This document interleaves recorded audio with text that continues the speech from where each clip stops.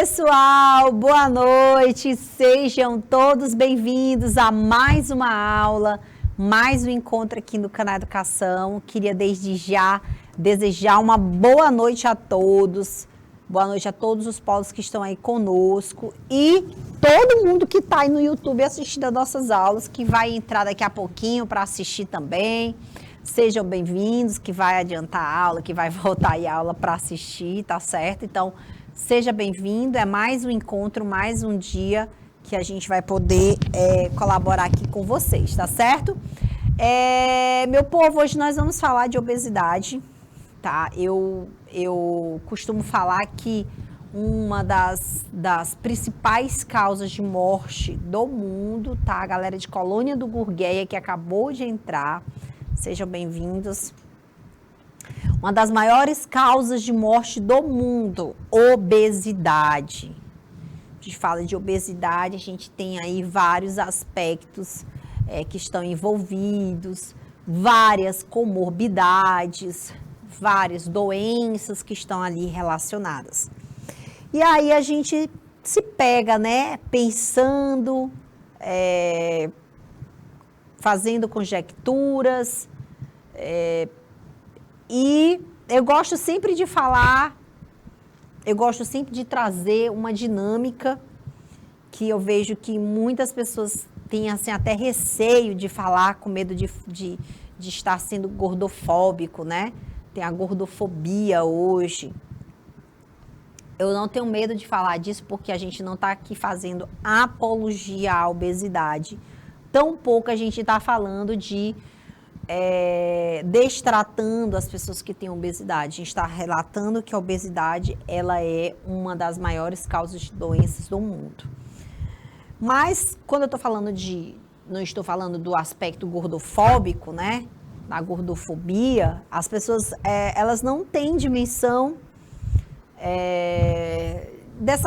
desse processo histórico aí de corpo. Quando a gente fala do processo histórico, a gente precisa entender que lá na antiguidade, quando a gente passou a olhar o corpo de uma outra forma, a gente passou a entender o que era o corpo, tá? E esse corpo ele foi visto com uma outra dinâmica. O corpo na antiguidade, ele era algo belo, que era tocado, que era máximo. Esse belo da antiguidade, ele retrata, tá, uma necessidade de olhar para esse corpo de uma forma maior. Esse corpo, ele era perfeito, ele era belo, ele tinha o aspecto divino, porque estava relacionado muito com as divindades. O corpo, ele almejava o corpo divino. E depois esse corpo ele ganhou espaço porque chegou à Idade Média. Na Idade Média, a gente teve uma mudança ali de cenário. Esse corpo que era belo e agora ele tem que ser escondido. Porque esse corpo agora ele é pecaminoso. A igreja vai falar que esse corpo ele é pecado. Ele é algo que precisa ser escondido, certo? Depois esse corpo, ele passa a ser visto, depois da antiguidade, Idade Média, esse corpo ele entra num outro processo, que é o processo lá da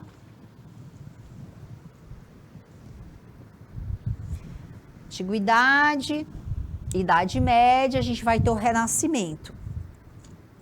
No Renascimento, as formas físicas, elas vão ter outra característica. Então, a forma física do Renascimento é uma forma física mais rechonchuda. Ali, o corpo ele passa a ter uma nova visão. E a forma mais arredondada passa a ser considerada atraente, porque ela simbolizava saúde no Renascimento, tá, gente? Ela simbolizava isso, então tal que os anjinhos, né, tinham uma forma mais arredondada, aquelas pinturas e as artes que eram retratadas, elas tinham essa característica, tá? E aí, gente, veio todo o processo de urbanização, veio todo o processo de colonização dos povos. Esses povos, eles passaram a ser, passaram a construir suas cidades, passaram a construir a sua, entender ali a dinâmica de uma sociedade mais urbana, tá? Não era mais ruralista, agora é uma sociedade urbana. E veio com essa sociedade urbana, mais urbanizada, veio a instrumentalização das indústrias, né? Uma necessidade mais de construir indústrias, fábricas, e essa população, ela passou a fazer parte de um outro grupo, um grupo que trabalha mais, se alimenta ruim e precisa de mais tempo para trabalhar, passou a consumir mais, tá? E essa população que passou a consumir mais, ela passou também a se movimentar menos. E surgiu aí um dos maiores calos das sociedades, que é a obesidade. Tá? O maior calo das civilizações modernas é esse processo aqui.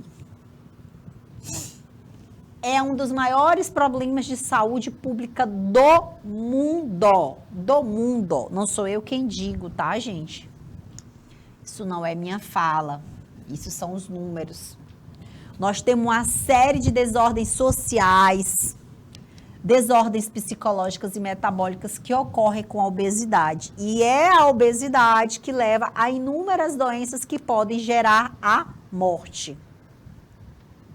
Tá? Então, a obesidade, ela é um acúmulo excessivo de gordura corporal, tá? Um acúmulo de gordura corporal. É um nível, gente, que compromete a saúde dos indivíduos, acarretando aí as principais disfunções metabólicas que nós temos, como a hipertensão, como diabetes, como várias outras doenças que a gente já relatou aqui nessa aula, tá? Mas nós temos também, por exemplo, dificuldades em respirar, dificuldades em dormir, dificuldades no aparelho locomotor.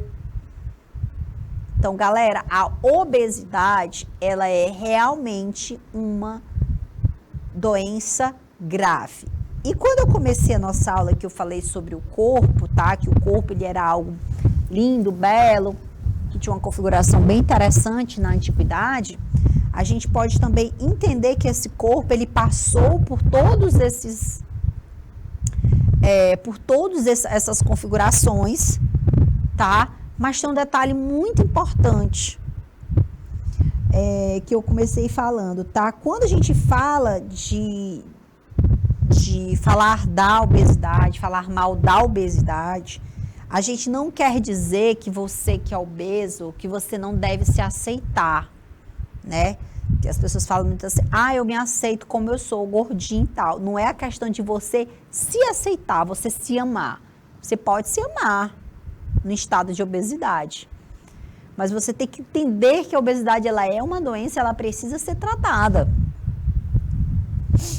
Certo? Então, dentro da obesidade, eu trago várias outras doenças sérias que precisam ser tratadas. Aí tem um detalhe muito importante. Quando a gente diz assim, eu preciso me aceitar. Eu também preciso me aceitar magra. Quando eu, por exemplo, eu sou uma mulher relativamente magra, quando eu não me aceito, por exemplo, eu posso trazer várias outras doenças para a minha, eu posso ter vários outros problemas psicológicos, como problemas físicos, quando eu não aceito o meu ser, né? Então, não é questão de aceitação. Eu não posso aceitar uma doença, gente. Eu não posso aceitar uma doença. Eu posso aceitar o que eu sou. Ok, eu sou obesa. Mas eu preciso, sim, tratar essa doença. É a mesma coisa assim, tá, eu sou alcoólatra. A partir do momento que eu sei que eu sou alcoólatra, eu preciso me aceitar como alcoólatra para eu poder começar um tratamento. Então, eu preciso, de fato, aceitar quem eu sou. Eu preciso aceitar que eu sou baixa, eu tenho 1,60 m, acho lindo a minha altura. Há quem não gosta da minha altura, né? As invejosas vão dizer que, né? Há quem goste de ser alta, ok. Há quem goste de ser baixa. Eu adoro a minha altura. Eu acho que eu cabo perfeitamente em qualquer lugar. Eu tô brincando, viu, gente? Mas é uma brincadeira com verdade, certo? Há quem goste de ser magra. Eu nunca gostei de ser magra, né? Eu, pelo contrário, eu tinha um problema com ser magra. Sempre me achei magra demais. Então, eu faço treino, inclusive até hoje faço treino para hipertrofia. E há um problema de eu me aceitar, mas eu me aceito como eu sou magra. Eu sou magra, mas eu posso melhorar algumas coisas no meu corpo e tal. Eu aceitar que sou obesa, ok, eu tenho que aceitar, sou obesa, mas eu preciso tratar. Imagina eu magra, tenho uma doença grave, vamos dizer, uma doença da magreza. Então, eu preciso, por exemplo, a anorexia é uma doença grave, que leva a magreza excessiva que leva à morte. Então, eu sei que eu tenho uma anorexia, eu não aceito meu estado, então, como que eu vou tratar uma coisa que eu nem aceito que eu tenho? Então, de fato, existe um complexo, tá, gente? Não é fácil essa dinâmica que nós estamos falando aqui de aceitação. As pessoas que têm obesidade, elas sofrem muito por um padrão corporal vigente, tá? O padrão corporal vigente, ele não é obeso, tá? Não existe um padrão. As pessoas dizem assim, eu não acredito que exista um padrão. Existe, esse padrão existe, ele está aí nas telas, ele está aí nas redes sociais, as pessoas buscam por um corpo perfeito e ok, não tem nada de errado, gente, a gente procurar esteticamente ter um corpo legal, não tem nada de errado nisso. Tem os métodos que eu vou utilizar para adquirir aquele corpo. Como, por exemplo, usar drogas, eu me alimentar extremamente errado. Aí sim, aí existe um exagero e existe aí uma forma inadequada. Mas eu aceitar que tem uma doença e não fazer nada,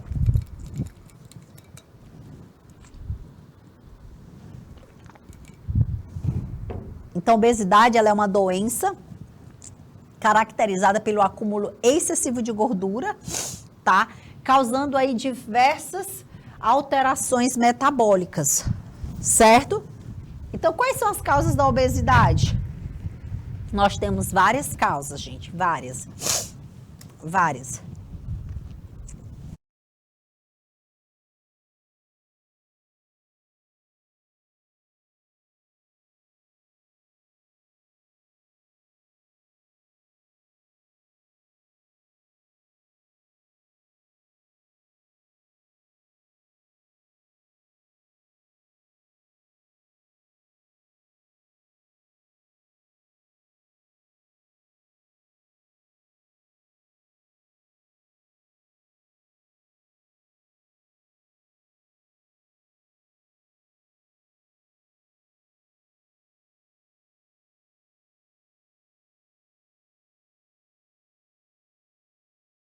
Bora lá, gente. Então, obesidade, nós temos como causa da obesidade, tá? Vários fatores. Nós não temos só a gula, a indolência, tá? A indolência, gente, é o fato da gente comer exageradamente por gula, tá? Não só é a falta de controle. A indolência é uma falta de controle. Não é a falta de controle, não é só isso. Tá muito relacionado, gente, a obesidade com muita relação, muita com o psicológico, tá? Muito relacionado com o psicológico. Aí você vai me perguntar assim, professora, Então, é verdade que as pessoas que têm obesidade, elas precisam, tá? Elas precisam trabalhar as questões psicológicas, devem, gente, deve. Eu vou dar um exemplo aqui de uma situação que eu conheço, tá? Verídica, uma situação familiar. O tio do meu esposo, ele tem obesidade, fez a cirurgia bariátrica. E ele não se policiou, tá? Muito importante para quem faz bariátrica, precisa fazer acompanhamento psicológico antes, durante e depois da cirurgia. Por quê? Muito do psicológico da pessoa obesa induz diretamente ao alto consumo de calorias, ao alto consumo de gorduras. Tá? E isso realmente é extremamente importante, porque as pessoas acham que que a doença da obesidade, ela só é parar de comer. Primeiro que quem tem obesidade não consegue parar de comer, tá? Ela precisa estar aliado ali a diversas situações, engajada na psicoterapia, engajada num plano alimentar, engajada numa terapia. Muitas das vezes a pessoa vai precisar de acompanhamento psiquiátrico, tá? Porque envolve outras questões também. Dentro dessas questões, gente, também tem várias outras que têm que ser acompanhadas, né? Por exemplo, nós temos aí que causam obesidade, né? As funções genéticas, as disfunções genéticas, as disfunções hormonais. Nós temos aí, por exemplo, o hipotireoidismo pode dificultar. O hipotireoidismo, gente, tireoide é um hormônio que todo mundo tem, uma glândula que vai produzir um hormônio que regula o nosso metabolismo. Gente, quando a nossa tireoide está desregulada, a gente pode ter hipo ou hipertireoidismo. E isso vai depender, tá, do que está sendo desregulado, se é para mais, se é para menos. Se for para menos, o hipo, eu vou ter uma letargia do teu metabolismo e, consequentemente, esse metabolismo lento vai promover uma diminuição no ritmo e, consequentemente, tu vai engordar muito. Como também a hipertireoide vai favorecer aí tu ter um aumento exagerado no metabolismo, favorecendo aí a tua perda de massa gorda, consequentemente também tu pode perder massa magra também. No hipertireoidismo. Hiper, acelerado, metabolismo acelerado. Hipo, metabolismo lento e, consequentemente, esse metabolismo lento vai fazer tu ganhar gorduras. Por isso que quem tem obesidade precisa ser avaliado tudo, gente. E um detalhe muito importante, tá, gente? Muitas pessoas não sabem, mas a obesidade pode levar você a ter vários cânceres, tá? Vários. Desde câncer do estômago até câncer na próstata, câncer no útero, câncer de mama, tá? Tem muita relação com as disfunções orgânicas que o corpo obeso promove ao seu habitat, né? O seu corpo. Então, muito dos problemas da obesidade, das causas, está relacionada aí com as questões psicológicas, como eu falei. Então, uma delas, gente, que eu conheço, trabalhei durante algum tempo com programas de emagrecimento, muito dos obesos têm compulsão. Essa compulsão, gente, ela não é só alimentar. Tá? As pessoas acham que a compulsão, ela só é alimentar, mas não é. Pode ter aí compulsão alcoólica, compulsão por compras, compulsão por várias outras coisas, tá? Que podem levar esse aluno, essa pessoa, a desenvolver a obesidade. Então, a obesidade pode ser desenvolvida, Como também a gente pode ter obesidade genética, que é uma obesidade que a gente já carrega no nosso gene, que são a obesidade hereditária.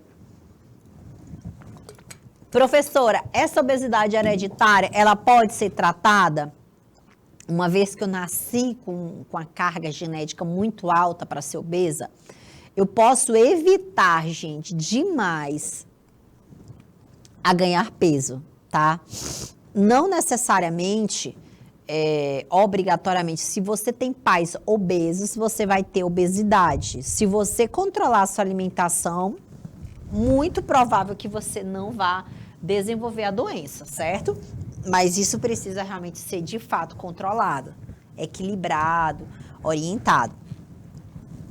Então, os fatores mais estudados da obesidade são os biológicos, né? Que estão relacionados aí a estilo de vida, especialmente a dieta e a atividade física. Então, quanto mais as sociedades foram reordenando o estilo de vida, um estilo de vida extremamente contemporâneo, e esse estilo de vida, ele favoreceu o aumento de comidas com muito açúcar, com muita gordura, com muita farinha, e isso aumentou muito o nosso ganho de massa gorda. Então, a gente precisa realmente desenvolver uma forma alimentar mais adequada. É engraçado que a gente vai ver uma pessoa quando vai se alimentar, né? Muitas pessoas tendem a colocar muitos carboidratos no nosso prato. Gente, as pessoas acham que se alimentar correto é caro, tá? Não é caro, viu? Não é caro. O que acontece? A maioria das pessoas, elas privilegiam o arroz, o feijão. Eu sei que carne está muito cara, gente. Eu sou dona de casa, eu entendo a realidade. Eu sou só professora, não tenho... sou professora e vivo da minha renda. Então, a realidade é que nós estamos passando por uma dificuldade econômica muito grande. Todo mundo está passando por essa dificuldade, onde o acesso à carne está extremamente caro, né? Não falo só da carne de bovina, mas a carne em geral está muito cara. Então, para o pobre, para o assalariado, comer carne está realmente difícil. Então, as pessoas dizem assim, professora, comer saudável é tão difícil. Não é, gente. É a forma que a gente prepara os alimentos, é a forma que nós comemos, que a gente tem alternativas e alternativas baratas, como, por exemplo, o ovo. As pessoas acham que ovo é comida de pobre. Não, gente. Ovo é um dos alimentos mais importantes que a gente tem teoricamente, de baixo valor, né?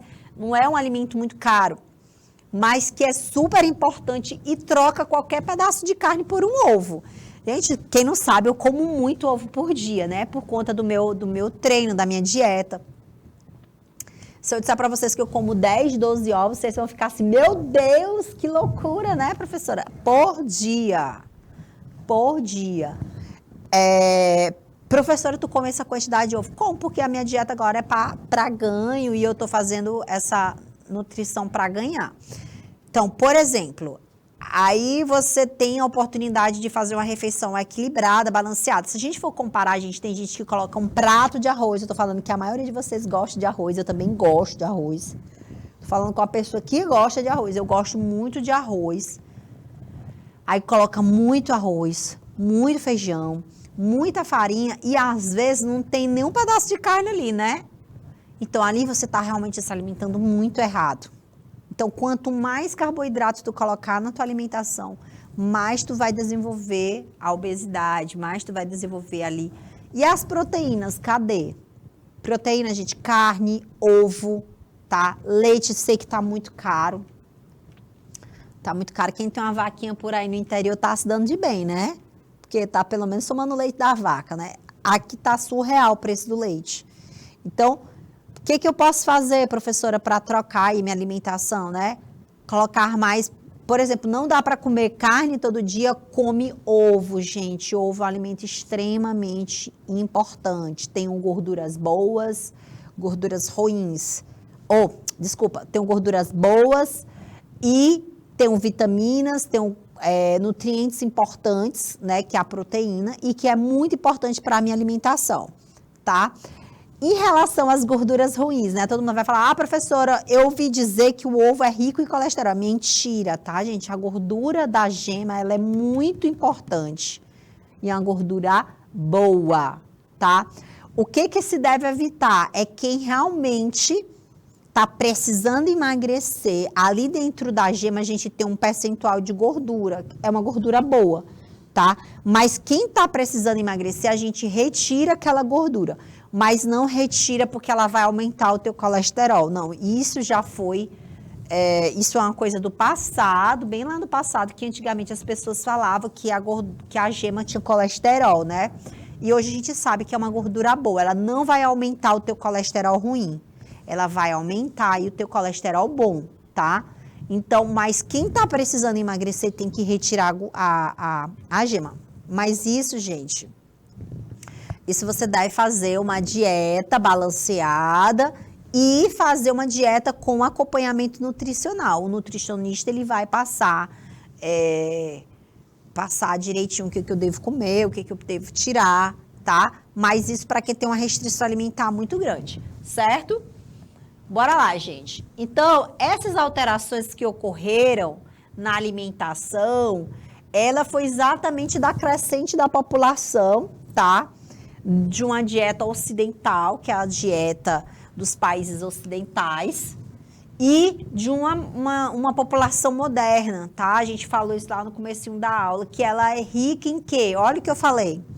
Em gordura, principalmente de origem animal, açúcares e alimentos refinados. Gente, esses açúcares são carboidratos, tá? Então, por exemplo, quem come muito arroz está comendo açúcar. Quem come muita massa está comendo açúcar. Quem come muito pão está comendo açúcar. Então, alimentos que tenham refinamento, como por exemplo o trigo, o açúcar branco, tá? A gente tem que dar uma certa...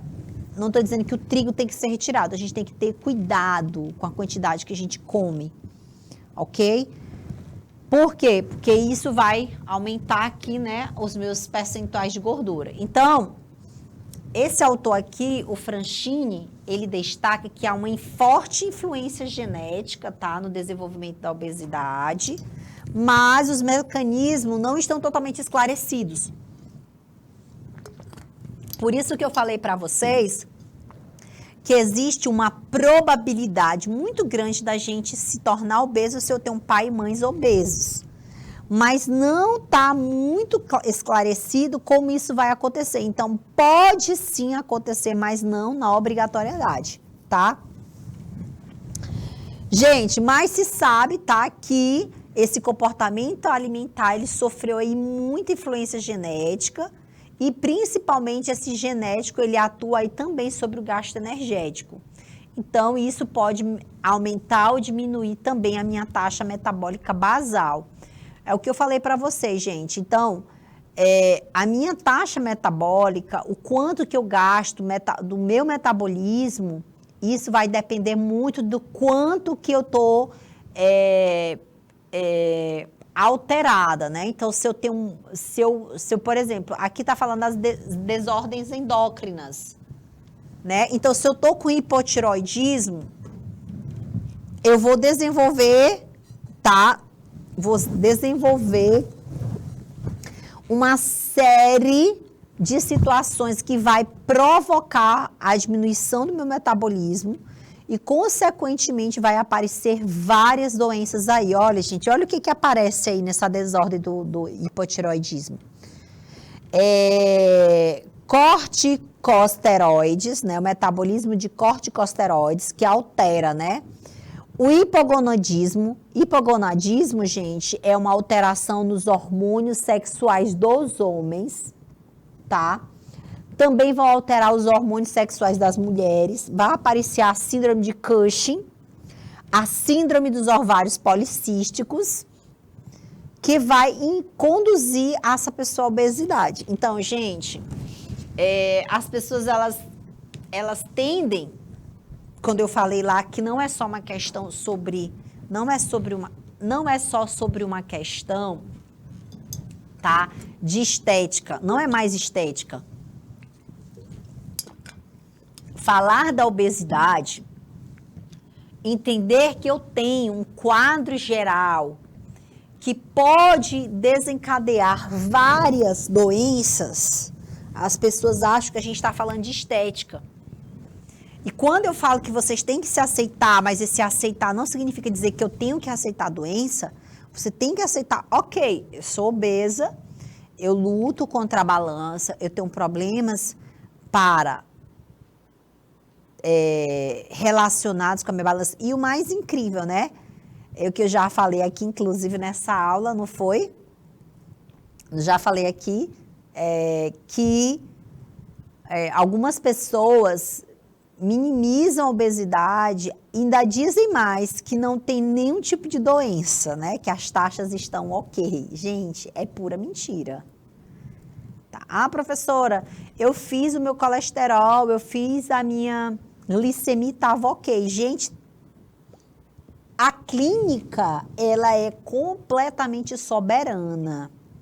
O que significa dizer que não só porque as tuas taxas estão ok, que você goza de saúde. A saúde, ela não é a ausência da doença. O estado geral que o indivíduo se encontra, ele vai diagnosticar muito mais do que o exame.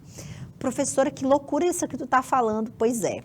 Vou contar o caso de uma situação que eu tive na época que eu trabalhava na Fundação Municipal de Saúde. Nós tínhamos na nossa equipe uma paciente que há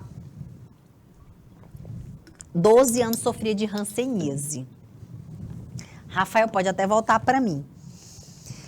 Ela sofria de hanseníase há 12 anos. E os exames dela davam sempre um falso negativo. E ela já tinha passado por vários dermatologistas. E vários dermatologistas diziam que ela não tinha hanseníase porque o exame estava lá, estava negado, não tinha hanseníase. Ela já tinha feito vários. Ela tinha 12 anos. Gente, essa história é verídica porque eu vi essa cidadã, o médico da minha equipe me relatou toda a situação. Ela tinha perdido as falanges distais, essas falanges e as pontinhas dos dedos, porque ela sofreu queimaduras. Porque toda vez que ela pegava uma panela, como ela não tinha sensibilidade, a hanseníase é isso, a pessoa perde a sensibilidade, ela queimava ao ponto que ela perdeu a ponta dos dedos. Ela tinha um pedaço dos dedos assim, pequenininhos. Não tinha unha, era só pedacinhos. O corpo dela era tomado de hanseníase. E o médico disse para mim uma coisa que eu nunca vou esquecer. Ele foi um grande amigo, e hoje ele é falecido, doutor Adail. Ele disse uma das coisas mais sábias que eu já ouvi. Ele disse, a clínica é soberana.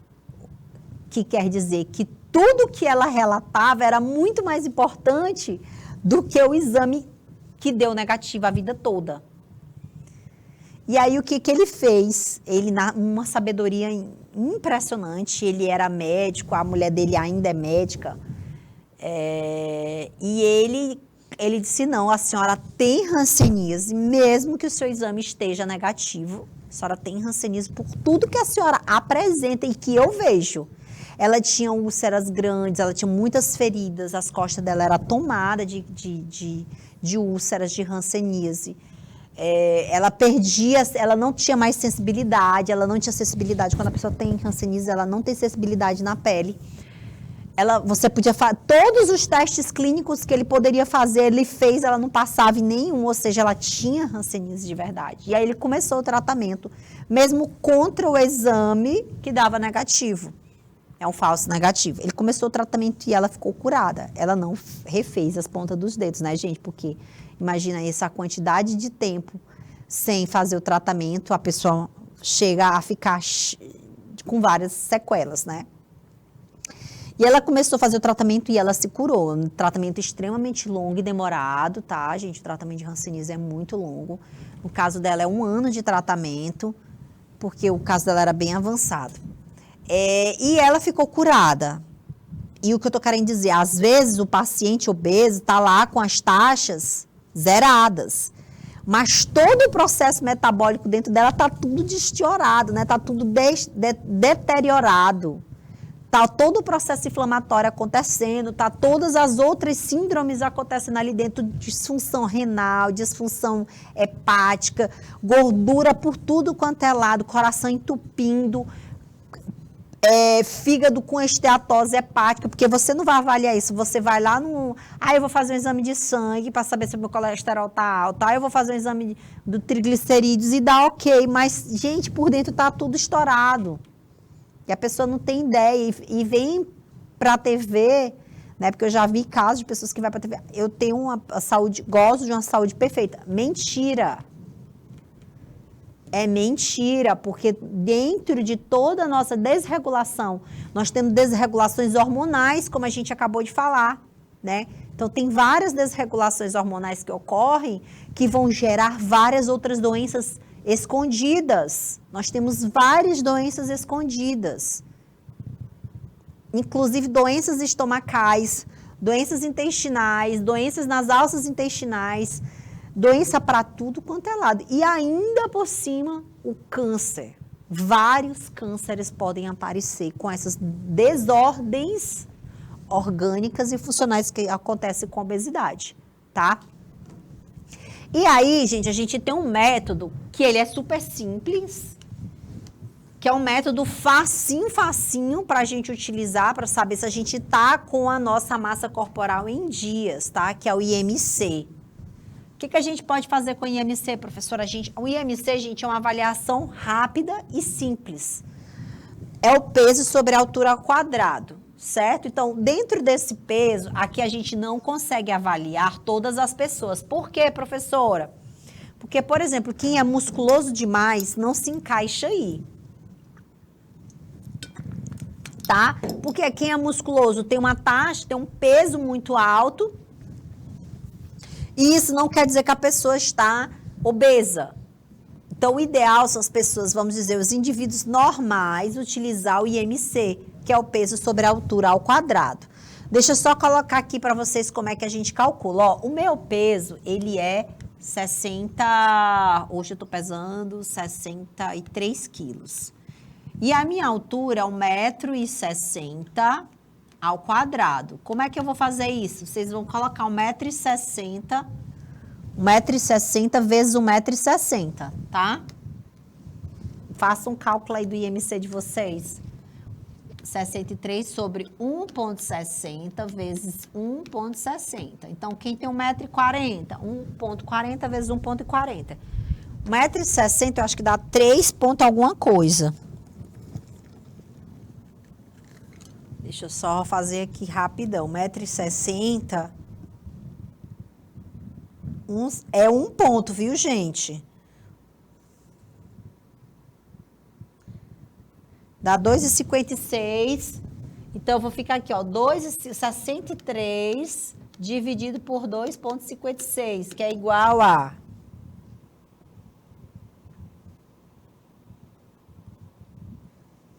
R$24,60, ó, apareceu aqui para mim 24,60. Então, eu vou pegar esse valor que eu achei e vou jogar nessa tabelinha aqui, olha só. 24,60. Então, eu estou dentro dessa margem, olha aqui. Aqui, ó, abaixo de 18 é magreza, tá? Entre 18,5 e 24,90, saudável. Acima de 25 até 30, a gente diz que a pessoa está sobrepeso. De 30 até 35 aproximadamente, né, 34,9, a gente está com obesidade grau 1. De 35 a 40, a gente diz que é obesidade grau 2 severa. E acima de 40, a gente diz que é morbidade. Ou obeso mórbido, tá? Obeso mórbido. Gente, esse IMC, ele é uma possibilidade de avaliar, lógico, gente, é só para vocês terem ideia, os outros métodos de avaliação, quando a pessoa está com IMC acima, por exemplo, eu tenho um IMC acima de 35, Acima disso aqui, aliás, acima de 30, já não é mais recomendável fazer uma avaliação que a gente tem que é de medidas, de dobras. Por que, professora, que não dá para fazer por dobras? Porque tem muita dobra, tem muita gordura. O aparelho de medir nem consegue alcançar essa dobra toda. Então, a partir de 30, o aparelho já começa a não identificar corretamente. Então, é preciso utilizar métodos para a gente poder adquirir, alcançar. Gente, mas a partir do momento que a pessoa tem obesidade, quanto ela tem de gordura, isso aí é quase que insignificante. A gente já sabe que ela é obesa, né? Então, o que a gente vai trabalhar realmente no obeso ali, né? Quando a gente vai trabalhar com obesidade, eu trabalhei com obesidade durante muito tempo. Então, de fato, a gente vai ver realmente balança, depois de um certo tempo que a gente vai trabalhar composição corporal, tá certo? Finalizamos a aula de hoje, queria agradecer aos alunos que participaram, né? Maria Lucilene, Islaiane, pessoal que estava aqui da comunidade quilombola, né? Isaías Coelho, pessoal do chat, Curral, Guaribas, Rio Grande do Piauí, Santa Rosa do Piauí. Beijo, galera. A gente vai ficando por aqui, a gente vai se encontrando aí na próxima aula. Tchau, tchau.